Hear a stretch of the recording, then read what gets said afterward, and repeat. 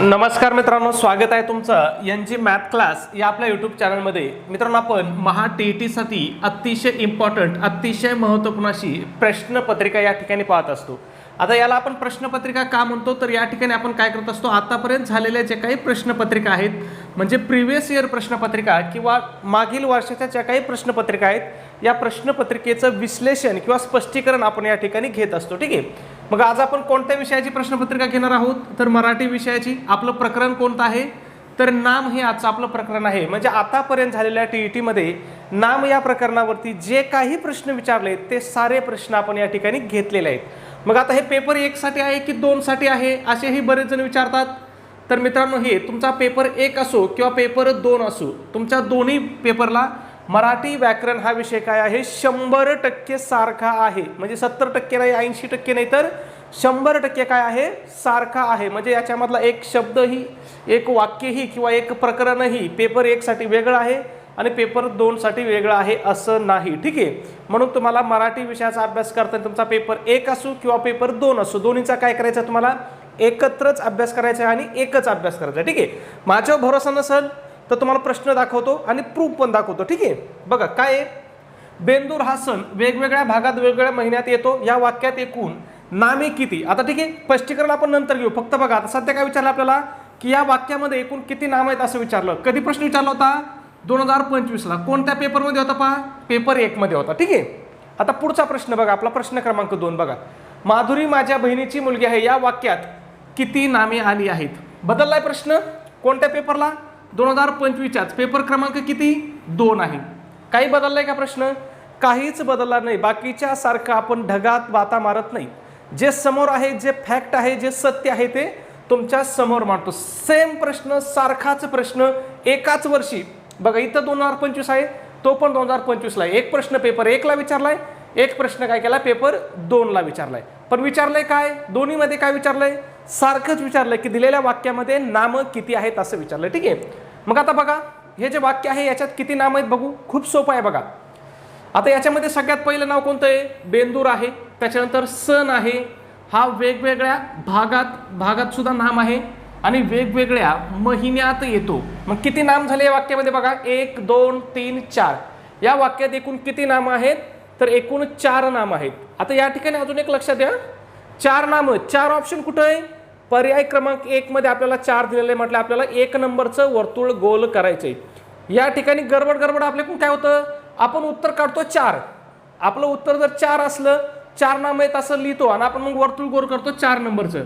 ह्या छोट्या छोट्या चुका आहेत आणि ह्या परीक्षेमध्ये होतात. म्हणून तुम्हाला मी सांगतोय, जेव्हा आपलं उत्तर 1 2 3 4 असं उत्तर असेल ना, तेव्हा आपला असा गोळ होऊ शकतो, असा गोंधळ परीक्षेमध्ये होतं. म्हणून खात्री करायची. ठीक आहे. मग आता या ठिकाणी तुम्हाला नामाची व्याख्या आहे, ती नामाची व्याख्या सुद्धा तुम्हाला पाठ ठेवायची, ज्याच्यावरती तुम्हाला वारंवार परीक्षेमध्ये प्रश्न विचारले जातात. मग बघा, एखाद्या सजीव किंवा निर्जीव वस्तूला, व्यक्तीला, प्राण्याला किंवा त्यांच्या गुणधर्माला जे नाव दिले जाते त्यालाच व्याकरणामध्ये काय म्हणतात, नाम असं म्हणतात. म्हणजे सरळ सरळ एखाद्या व्यक्ती असेल, एखादी वस्तू असेल, प्राणी असेल, पक्षी असेल किंवा त्यांच्या अंगी असणारा जो काही गुणधर्म असेल, त्या सगळ्याला दिलं जाणारं जे नाव आहे, त्या नावालाच आपण काय म्हणतो, व्याकरणामध्ये नाम असं म्हणतो. ठीक आहे. म्हणजे नाव आणि नाम हे काय आहे, एकच आहे, याच्यामध्ये काही फरक नाही. ठीक आहे. आता इथं अजून एक प्रश्न विचारला जातो आपल्याला.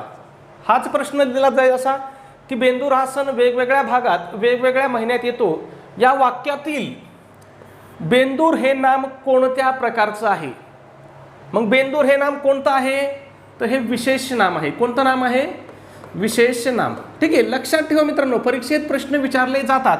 त्याच्यानंतर सण हे कोणतं नाम आहे, तर सण हे सामान्य नाम आहे. म्हणजे तुम्हाला कोणतं नाम कोणत्या प्रकारचं आहे हे तुम्हाला ओळखता आलं पाहिजे, कारण परीक्षेमध्ये त्याच्यावरती प्रश्न विचारला जातो. भागात सुद्धा कोणतं नाम आहे, सामान्य नाम आहे. महिन्यात सुद्धा कोणतं नाम आहे, हे सामान्य नाम आहे. ठीक आहे. पुढं तुम्हाला सांगतो मी, भाववाचक नाम, सामान्य नाम, विशेष नाम, याच्यावरती आपण पुढं स्पष्टीकरण अजून बघूया. पण हे सध्या एवढं काय करा, लक्षात घ्या. ठीक आहे. जाऊया आपल्या पुढच्या प्रश्नाकडे.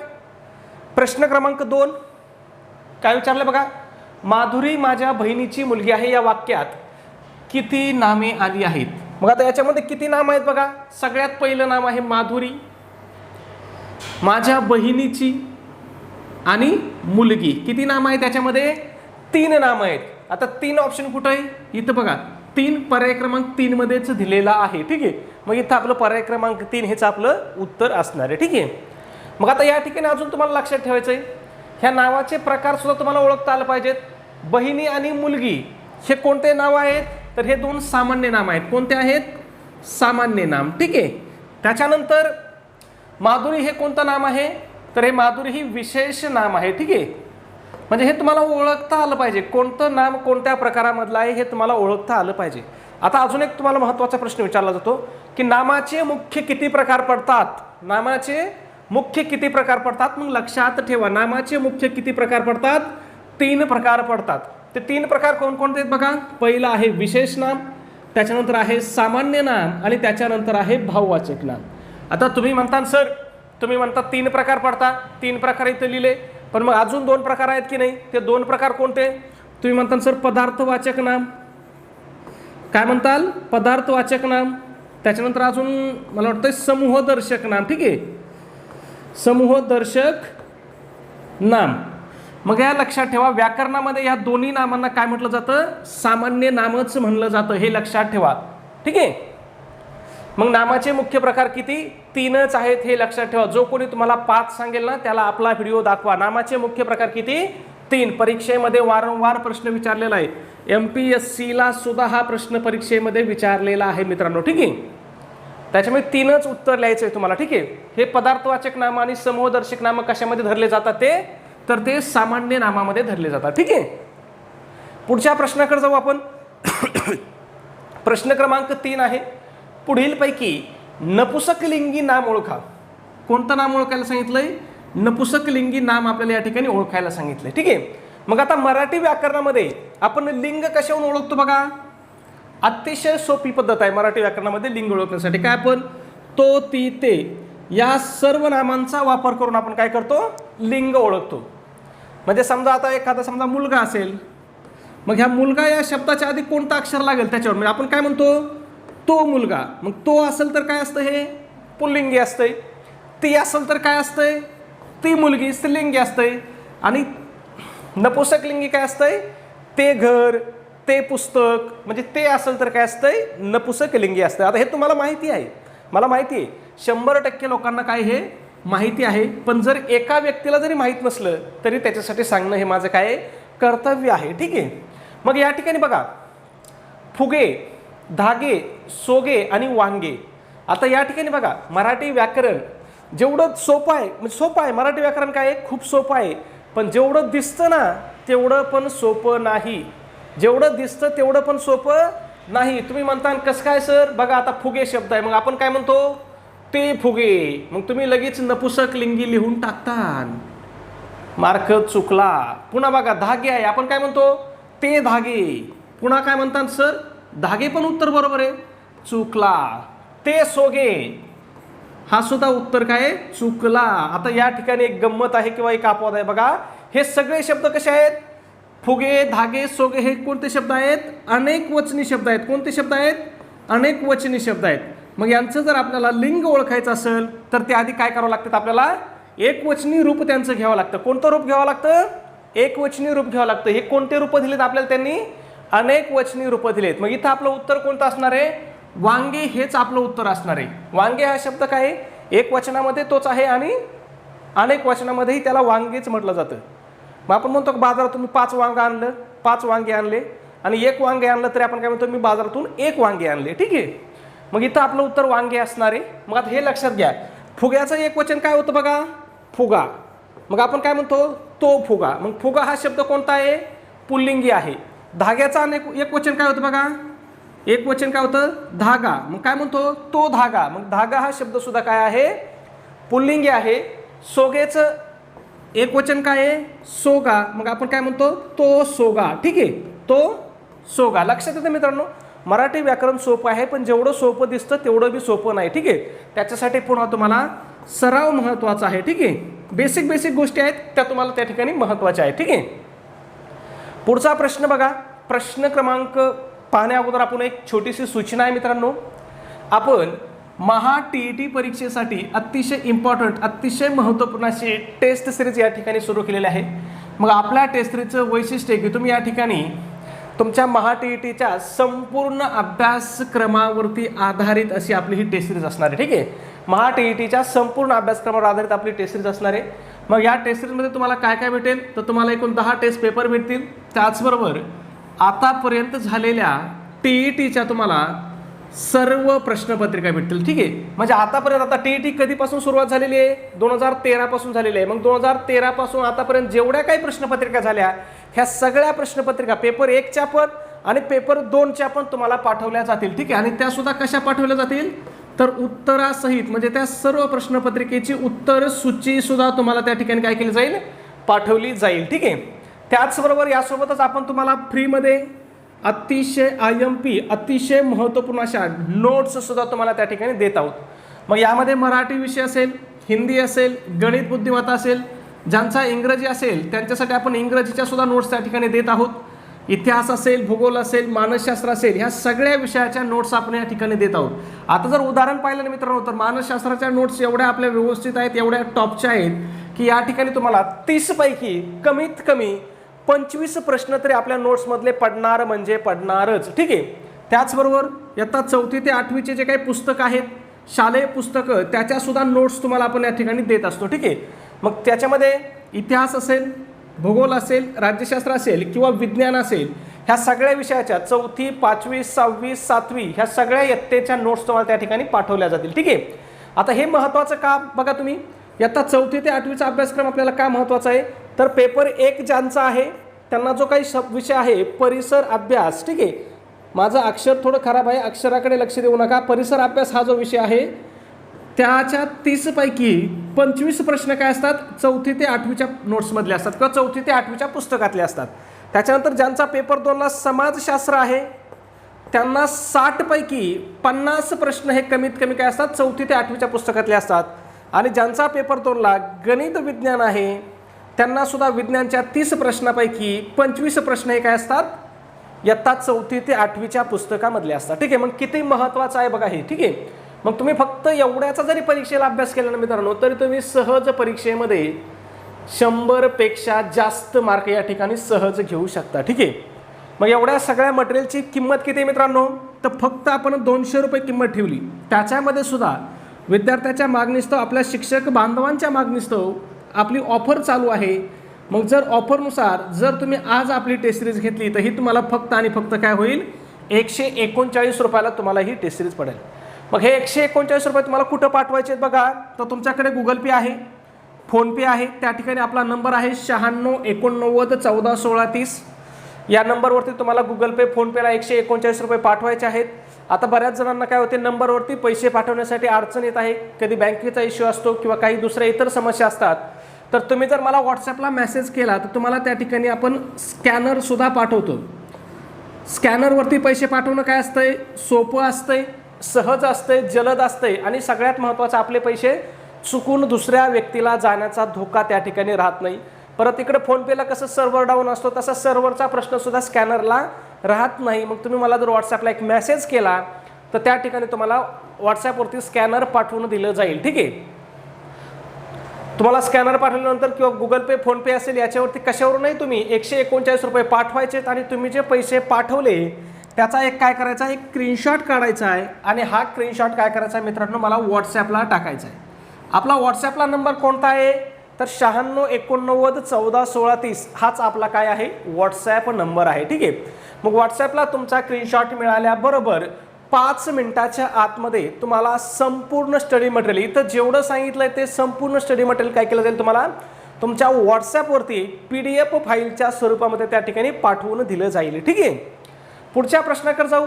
प्रश्न क्रमांक 4 आहे, खालीलपैकी कोणत्या गटातील दोन्ही नामांचे वा प्रत्यय लावून भाववाचक नाम तयार होणार नाही. आता काय विचारलं आपल्याला खालीलपैकी गट दिलेत आपल्याला आणि त्या गटामधील कोणत्या नामाला वा प्रत्यय लावून भाववाचक नाम तयार होणार नाही असं विचारलंय. मग बघूया, खूप सोपं आहे.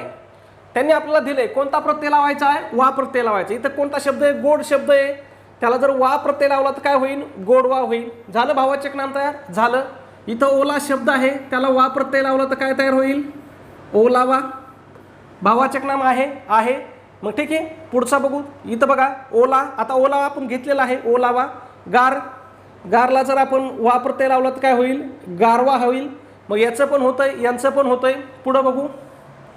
मनुष्य आणि गोडचा आपण घेतलेला इथं ऑलरेडी बघा. तेच शब्द त्यांनी बरेच शब्द काय केले? फिरवून दिलेले आहेत. गोडचं काय होईल? वा प्रत्यय लावल्यावर गोडवा होईल, जे की भाववाचक नाम आहे. मनुष्याचं काय होईल बघा बरं? वा प्रत्यय लावल्यावर मनुष्य, आणि पुढे लिहिलं आपण वा, काय होईल? मनुष्य वा. असा कुठं शब्द आहे का मराठी व्याकरणामध्ये? मनुष्य वा. मग मनुष्याचं भाववाचक नाम काय होतं? मानवता होतं किंवा मनुष्यता होतं. ठीक आहे, हे लक्षात ठेवा. ठीक आहे, किंवा माणूसपणा किंवा हे पण होतं. ठीक आहे. मग ह्या गारचं परत आपण लिहिलेलं आहे गोरवा, गोडचं लिहिलं आहे गोडवा. मग पर्याय क्रमांक 2 हे आपलं उत्तर असणार आहे. ते फक्त कोणत्या शब्दामुळे? मनुष्य ह्या शब्दामुळेच. ह्या गोड शब्दाचा सुद्धा वा लावून भाववाचक नाम होत आहे, पण मनुष्य या शब्दामुळे मनुष्यत्व, मनुष्य शब्दाचं भाववाचक नाम काय होतं? मनुष्यत्व. म्हणजे या ठिकाणी कोणता प्रत्यय लागतो आपला? त्व प्रत्यय लागतो. ठीक आहे, कोणता प्रत्यय लावा लागतो आपल्याला? त्व प्रत्यय लावा लागतो. ठीक आहे. पुढचा प्रश्न आहे बघा, प्रश्न क्रमांक 5. भाववाचक नसलेले नाम ओळखा. कधी प्रश्न विचारला होता? महा TET परीक्षेला 2018ला हा प्रश्न विचारला होता. ठीक आहे. भाववाचक शौर्य, कटुता, गोडवा आणि कार्य. आता काय सांगितलं आपल्याला? भाववाचक नसलेले नाम ओळखायला सांगितलंय. मग या ठिकाणी भाववाचक नाम कोणतं नाही? कार्य नाम हे भाववाचक नाही. मग आता भाववाचक नाम म्हणजे काय? एकदा व्याख्या पाठ करून घ्या. व्याख्येवरती प्रश्न विचारला जातो. माहिती आहे तुम्हाला, पाठ आहे हे मला माहिती आहे, तुम्हाला माहिती आहे भाववाचक नाम, पण ज्या काही 2-4 माझ्या बांधवांना माहीत नाही त्यांच्यासाठी मी सांगतो पुन्हा एकदा. ज्या नामाने व्यक्ती, प्राणी, पदार्थ किंवा वस्तू यांच्यातला गुणधर्म किंवा भाव दर्शविणाऱ्या नामाला काय म्हणतात? भाववाचक नाम म्हणतात. आता या ठिकाणी बघा, साधारणतः जे काही भाववाचक नाम आहे ते कसे तयार होतात बघा. सामान्य नामे, विशेष नामे आणि विशेषण यांना य, त्व, पण, पणा, ई, ता, की, गिरी, वा, आई यासारखे प्रत्यय असले तर ती काय असतात? भाववाचक नाम असतात. मग बघा, शौर्य, इथं कोणता प्रत्यय लागलाय? य प्रत्यय लागलाय बघा. कोणता? य प्रत्यय लागलाय. शूर हे काय आहे? विशेषण आहे. शूर या शब्दाला य प्रत्यय लागला, काय तयार झालं? शौर्य झालं. कटुता बघा, कटू किंवा कडू. ठीक आहे, किंवा कटू, मग त्याला ता प्रत्यय लागला. ठीक आहे. त्याच्यानंतर गोडवा, कोणता प्रत्यय लागला? वा प्रत्यय लागला. कुठे वा? इथं बघा वा आहे. म्हणजे असे प्रत्यय लागून काय होतात? भाववाचक नामं तयार होतात. आणि कशापासून होतात बघा? भाववाचक नामं कशापासून तयार होतात हे सुद्धा विचारलेलं आहे. मग कशापासून बघा? सामान्य नाम, विशेष नाम आणि विशेषणे यांच्यापासून काय होतात? भाववाचक नामं तयार होतात. हे पण लक्षात ठेवा. चला ठीक आहे. पुढचा प्रश्न, प्रश्न क्रमांक 6. आता काल मला एक जण म्हटलं, सर तुम्ही एवढं खात्रीपूर्वक कसं सांगता की बाबा इथं प्रश्न येईल, इथं प्रश्न येत नाही? तर मित्रांनो, म्हणजे माझा अनुभव सांगतो तुम्हाला. मी हे काय जे काही बोलतो हे फक्त मी माझ्या अनुभवाच्या याच्यावरती बोलतो.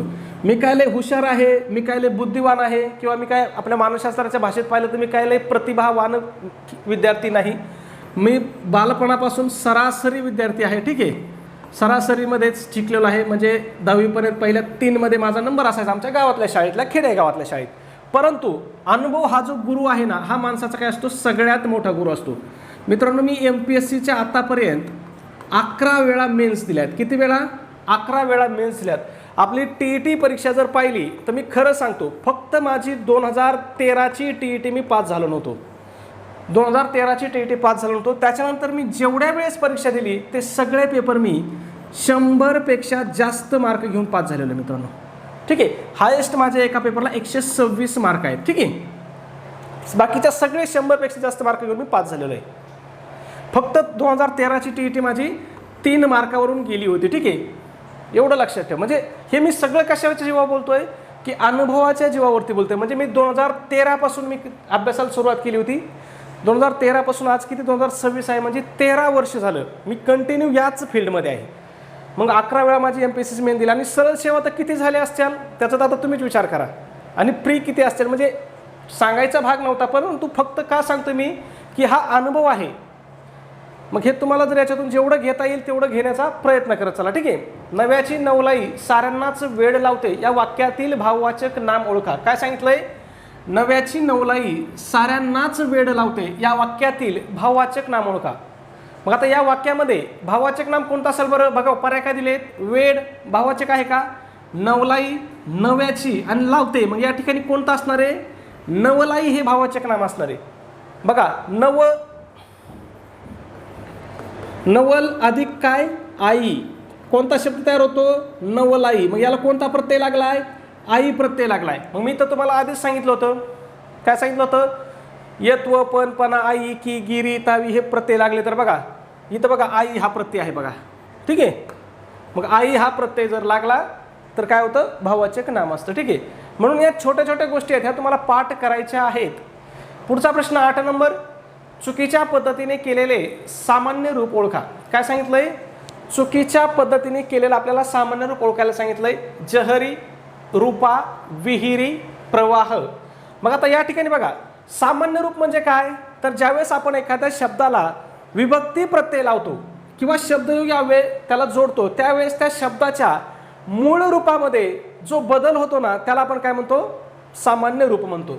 मग जसं की बघा आता इथं जहरी शब्द आहे, मग याचा मूळ शब्द काय आहे? जहर आहे. इथं रूपा दिलंय, मूळ शब्द काय आहे? रूप आहे. विहिरी दिलंय, याचा मूळ शब्द काय आहे? विहीर आहे. प्रवाह दिलंय, प्रवाह दिलंय, याचा मूळ शब्द काय आहे? प्रवाह आहे. मग आता जर याला आपण विभक्ती प्रत्यय लावला, जहरला जर आपण विभक्ती प्रत्यय लावला, तो जहर खाऊन मेला. जहरच राहतं. जहरचं विभक्ती प्रत्यय त्याला जरी लावला तरी या शब्दामध्ये काही बदल होतोय का? नाही होत. पण इथं त्यांनी जहरी दिलतं, मग हे आपलं चूक आहे. इथं बघा रूप, मी रूपाला 5 रुपये दिले. कुणाला? रूपाला. काय म्हटलं मी? रूपाला. कोणता विभक्ती प्रत्यय लागला? ला लागला. पण त्याच्या अगोदर रूपच काय झालं? रूपा झालं. मग हे रूपा बरोबर आहे सामान्य नाम. विहिरी, मी समजा विहीर शब्द आहे, आमच्याकडे 5 विहिरी आहेत किंवा मी विहिरीत दगड टाकला. मी विहिरीत आपण काय शोधतो? मग मी विहिरीत दगड टाकला. त प्रत्यय लावला, त्याच्या अगोदर नामात काय झाला? फरक झाला. मग ते विहिरी हे सामान्य रूप आहे. तसंच प्रवाह या शब्दाचं सामान्य रूप काय होतं? प्रवाह होतं, ठीक आहे. पुढचा प्रश्न बघा 9 नंबर. सामान्य नाम नसलेला शब्द ओळखा. काय सांगितलं आपल्याला? सामान्य नाम नसलेला शब्द ओळखायला सांगितलंय. बघूया. तळ, कुरण, वाळू आणि सुवर्णा. कोणतं सामान्य नाम नाही? सुवर्णा. सुवर्णा हे काय? एखाद्या मुलीचं नाव असते सुवर्णा. मग हे कोणतं नाम झालं? विशेष नाम झालं. कोणतं नाम झालं? सुवर्णा विशेष नाम झालं. मग बघा सामान्य नामाची व्याख्या लक्षात ठेवा. एकाच जातीच्या सर्व वस्तूंना त्यांच्यातील सारखेपणामुळे किंवा सामान्य गुणधर्मामुळे जे नाव दिलं जातं त्याला काय म्हणतात? सामान्य नाम म्हणतात. काय म्हणतात? सामान्य नाम. त्याच्यानंतर बघा मी हे सुरुवातीला सांगितलं बघा, सामान्य नामामध्ये पदार्थवाचक नामं व समुदायवाचक नामं किंवा समूहवाचक नामांचा सुद्धा समावेश काय केला जातो? सामान्य नामामध्येच केला जातो, ठीक आहे. पुढच्या प्रश्नाकडे जाऊ आपण. प्रश्न क्रमांक 10. पुढील शब्दामधून भाववाचक नाम ओळखा. शूर, लालित्य, चपळ, आदित्य. मग या ठिकाणी भाववाचक नाम कोणतं होईल? लालित्य हे भाववाचक नाम तयार होईल. लालित या शब्दाला काय झालाय? य हा प्रत्यय लागलाय आणि त्यापासून लालित्य हे भाववाचक नाम तयार झाले. शूर काय आहे? विशेषण आहे. शूर काय आहे? लक्षात ठेवा, हे पण ओळखायला लावू शकतं आपल्याला. विशेषण आहे, विशेष नाम नाही. विशेषण वेगळं, विशेष नाम वेगळं. शूर काय आहे? विशेषण आहे. चपळ सुद्धा काय आहे? विशेषण आहे. आणि आदित्य काय आहे? आदित्य हे विशेष नाम आहे. आदित्य काय आहे? विशेष नाम आहे, ठीक आहे. मग ह्या छोट्या छोट्या गोष्टी आहेत. तुम्हाला प्रश्न कसाही विचारला तरी ओळखता आला पाहिजे. आता हाच प्रश्न कसा विचारू शकतात की पुढील शब्दातून विशेष नाम ओळखा. मग विशेष नाम कोणतं येईल? आदित्य येईल. किंवा हाच शब्द विचारतील की पुढील शब्दामधून विशेषण ओळखा. आणि ह्या चपळच्या जागेवर समजा दुसरा एखादा प्रश्न नाव टाकतील. काय टाकतील? समजा नागनाथ टाकतील. काय टाकतील? नागनाथ. मग या ठिकाणी विशेषण ओळखायला सांगितलं, कोणतं विशेषण येईल? शूर हे विशेषण येईल. म्हणजे लक्षात आलं, तोच प्रश्न तुम्हाला फिरून फिरून वेगवेगळ्या पद्धतीने विचारला जाऊ शकतो. म्हणून तुम्हाला अभ्यास करताना तुम्हाला 4ही पर्यायाचा व्यवस्थित अभ्यास करायचा आहे, ठीक आहे. पुढच्या प्रश्नाकडे जाऊ. प्रश्न पाहण्या अगोदर मित्रांनो, तुम्हाला जर व्हिडिओ आवडला असेल ना तर प्लीज व्हिडिओला एक लाईक करत चला. लाईक करायला काय तुम्हाला काही पैसे द्यावे लागत नाहीत. लाईक करणं काय आहे, मोफत आहे. त्याचबरोबर तुम्हाला जर वाटत असेल की बाबा आपले व्हिडिओ चांगले असतात, तुम्हाला रोज रोज आपला व्हिडिओ पाहायला पाहिजे, तर त्याच्यासाठी तुम्हाला चॅनलला सबस्क्राईब करावं लागेल. सबस्क्राईब करायचं सुद्धा कसं आहे, मोफत आहे, त्याच्यासाठी सुद्धा पैसे लागत नाहीत. चुकीच्या प्रकाराने केलेले सामान्य रूप ओळखा. दरवाजा दरवाजा, माळ माळे, भूल भुली, मूल मुली. मूल याचं सामान्य रूप काय होईल, मुला. काय होईल, मुला. मी मुलाला 1 रुपया दिला म्हणजे काय होईल, मुला. मूल याचं सामान्य रूप काय होईल, मुला होईल. ठीक आहे. त्यांनी मुली दिले म्हणजे त्यांनी काय केलंय, लिंग बदलून दिलंय. ठीक आहे. म्हणजे छोटे छोटे मिस्टेक करून आपल्याला या ठिकाणी ते काय करतात, गुमराह करण्याचा प्रयत्न करतात. पुढचा प्रश्न 12 नंबर. पुढीलपैकी भाववाचक नसलेले नाम शोधा. आता भाववाचक नसलेलं नाव शोधायचंय. मग बघूया. भव्यता, सौंदर्य, दातृत्व आणि स्वातंत्र्य. स्वतंत्र, मग या ठिकाणी कोणतं भाववाचक नाही, नाम नाही, तर स्वतंत्र हे भाववाचक नाही. मग भव्यता, सौंदर्य, दातृत्व हे सगळे काय आहेत, भाववाचक नाम आहेत. ठीक आहे. पुढचा प्रश्न बघा 13 नंबर. चुकीच्या पद्धतीने केलेले सामान्य रूप ओळखा. भरपूर प्रश्न विचारले बरं का असे सामान्य रूपावरती. आता हे सामान्य रूप आपण पुन्हा अजून एक तुम्हाला एकदम स्पष्ट करून सांगतो. पुढे ज्यावेळेस आपण विभक्ती हे प्रकरण घेऊ ना, त्या प्रकरणामध्ये सुद्धा तुम्हाला सामान्य रूप सांगतो की तुमच्या आयुष्यामध्ये परत सामान्य रूपवरती प्रश्न चुकणार नाही. नवरा नवऱ्या, मूल मुला, वडील वडिला, अपत्य अपत्ये. मग बघा, नवरा, मला नवऱ्याने मारले. आपण काय म्हणतो, मला नवऱ्याने मारले. मग हे नवऱ्या काय झालं, सामान्य नाम झालं. विभक्ती प्रत्यय कोणता झाला, ने हा विभक्ती प्रत्यय झाला. वडील, वडिलांना, मी वडिलांना मदत केली, मी वडिलांना कामामध्ये मदत केली. झाला का शब्द तयार, बरोबर आहे की नाही, बरोबर आहे. मूल, मी मुलाला खाऊ दिला, बरोबर आहे की नाही, बरोबर आहे. अपत्य, अपत्य, हे माझं अपत्य आहे. किंवा मी माझ्या अपत्याला शाळेत टाकले. मग त्याला कोणता प्रत्यय लागला, ला प्रत्यय लागला. पण अपत्याचं काय झालं, अपत्या झालं. काय झालं, अपत्या. मग अपत्य हे काय आहे, अपत्य या नामाचं सामान्य रूप आहे. कोणतं आहे सामान्य रूप, अपत्य आहे. त्यांनी काय दिलं, अपत्य. मग हे चुकीचं आहे. ठीक आहे. पुढचा प्रश्न 14 नंबर. हिमालयात ज्या नद्या उगम पावतात त्या बहुतेक गंगेला येऊन मिळतात. या वाक्यातील कोणत्या प्रकारचा शब्द मुळीच आलेला नाही. आता कोणत्या प्रकारचा शब्द आलेला नाही असं विचारलंय. मग बघूया. विशेष नाम, विशेष नाम पुढे आले का, हिमालयात ज्या नद्या उगम पावतात त्या, हिमालय, हिमालय हाच शब्द काय आहे या वाक्यामध्ये, विशेष नाम आहे. ठीक आहे. त्याच्यानंतर अजून एक विशेष नाम आहे याच्यामध्ये. कोणतं विशेष नाम आहे, गंगा, हे सुद्धा विशेष नाम आहे. ठीक आहे, लक्षात घ्या. विशेष नाम 2 आहेत. कोणतं आहे, एक हिमालय आहे आणि एक गंगा आहे. त्याच्यानंतर सर्वनाम बघूया. हिमालयात ज्या नद्या उगम पावतात त्या हे काय आहे, इथं सर्वनाम आहे. ठीक आहे. त्या काय आहे, सर्वनाम आहे. ज्या सुद्धा काय आहे, सर्वनाम आहे. ठीक आहे. ज्या काय संबंधी सर्वनाम आहे. ठीक आहे. ते सर्वनामाचा प्रकार तुम्हाला पुढच्या सर्वनामामध्ये बघू आपण. भाववाचक नाम, हिमालयात ज्या नद्या उगम पावतात त्या बहुतेक गंगेला जाऊन मिळतात. भाववाचक नाम याच्यामध्ये नाही. मग हेच आपलं काय असणार आहे, उत्तर असणार आहे. सामान्य नाम कोणतं याच्यामध्ये, नद्या हे काय आहे, सामान्य नाम आहे. ठीक आहे. म्हणजे तुम्हाला काहीही विचारू द्या, प्रश्न तुमचा बरोबरच आला पाहिजे. ठीक आहे.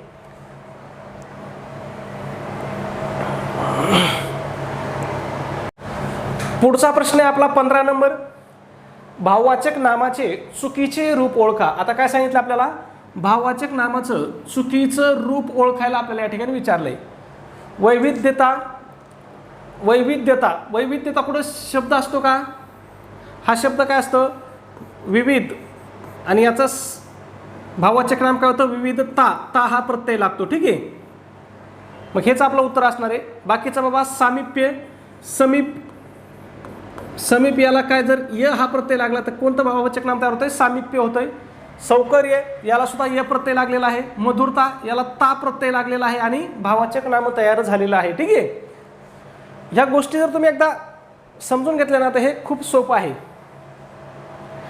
पक्षी या शब्दाचा नामाचा प्रकार ओळखा. कोणत्या पक्षी या शब्दाचा नामाचा प्रकार आपल्याला ओळखायचा सांगितला आहे. मग पक्षी हे कोणतं नाम आहे, तर पक्षी हे सामान्य नाम आहे. पक्षी हे काय आहे, सामान्य नाम आहे. ठीक आहे. पुढचा प्रश्न बघूया. वात्सल्य हे कोणत्या प्रकारचं नाम आहे? कोणतं नाव विचारलंय? वात्सल्य. मग वात्सल्य हे काय असणार आहे? भाववाचक नाम असणार आहे. आता विशेष नामामध्ये आपण सांगितलं तुम्हाला, सामान्य नाम सांगितलंय. आता समूहवाचक नाम सांगतो. जे एखाद्या समूहाला दिलेलं नाव असतं ना त्याला सामान्य समूहवाचक नाम म्हणतात. म्हणजे थोडक्यात मी हरणांचा कळप पाहिला, मी हरणांचा कळप पाहिला. मग या ठिकाणी हे जे कळप नाव आहे हे कोणतं नाव आहे? समूहवाचक नाम आहे. ठीक आहे, हे लक्षात ठेवायचं. पुढचा प्रश्न 18 नंबर. खालीलपैकी विशेष नाम ओळखा. पर्वत, नदी, शहर, हिमालय. मग या ठिकाणी विशेष नाम कोणतं आहे? हिमालय हे विशेष नाम आहे. ठीक आहे. पर्वत हे कोणतं नाम आहे? हे सामान्य नाम आहे. कोणतं नाम आहे? सामान्य नाम आहे. नदी हे सुद्धा कोणतं नाम आहे? सामान्य नाम आहे. आता लक्षात ठेवा, नदी हे सामान्य नाम आहे, पण याच्यामध्ये गंगा जर असेल तर कोणतं नाम होईल? विशेष नाम होईल. गोदावरी असेल तर कोणतं नाम होईल? म्हणजे ही नद्यांची नावं आहेत. नद्यांची नावं हे काय आहेत? विशेष नामं आहेत. आता शहर सुद्धा कोणतं नाम आहे? सामान्य नाम आहे. पण जर फक्त मी म्हटलं मुंबई तर मुंबई हे कोणतं नाम होईल? तर मुंबई हे विशेष नाम होईल. ठीक आहे. मग तसंच हिमालय हे काय आहे? विशेष नाम आहे. आणि पर्वत हे काय आहे? पर्वत हे सामान्य नाम आहे. ठीक आहे. पुढचा प्रश्न बघा. मुलगा या नामाचे सामान्य रूप ओळखा. मुलगा, मग याचं सामान्य रूप काय होतंय? मुला. काय होतंय? मुला. हा माझा मुलगा आहे, किंवा आपण त्याला काय म्हणतो? मी माझ्या मुलाला 5 रुपये दिले. मी माझ्या मुलाला काय म्हणतो आपण? मुलाला. मग विभक्ती प्रत्यय कोणता लागला? ला हा विभक्ती प्रत्यय लागला. ठीक आहे. आणि विभक्ती प्रत्यय लागण्यामध्ये मूळ शब्दामध्ये काय बदल झाला? मुलगाचं काय झालं? मुला झालं. मग या ठिकाणी मुला हे काय आहे? सामान्य रूप आहे. ठीक आहे. पुढचा आणि आपला शेवटचा प्रश्न. पुढीलपैकी भाववाचक नाम नसलेला शब्द ओळखायचा आहे. कोणता? भाववाचक नाम नसलेला. कोणता? भाववाचक नाम नसलेला शब्द ओळखायचा आहे. आणि त्याचं उत्तर काय करायचं आहे तुम्हाला कमेंटमध्ये सांगायचं आहे. त्याचबरोबर सबस्क्राईब केलं नसेल, सबस्क्राईब करून घ्या. व्हिडिओ आवडला असेल तर एक लाईक करा. आणि आपला व्हिडिओ तुमच्याकडे असणारे जे काही शैक्षणिक ग्रुप असतील किंवा तुमचे जे काही मित्रपरिवार आहे त्यांना नक्की पाठवत चलात, म्हणजे त्यांना शेअर करत चलात. धन्यवाद मित्रांनो. भेटूया आपल्या उद्याच्या पुढच्या व्हिडिओमध्ये. तोपर्यंत सर्वांना जय हिंद, जय महाराष्ट्र.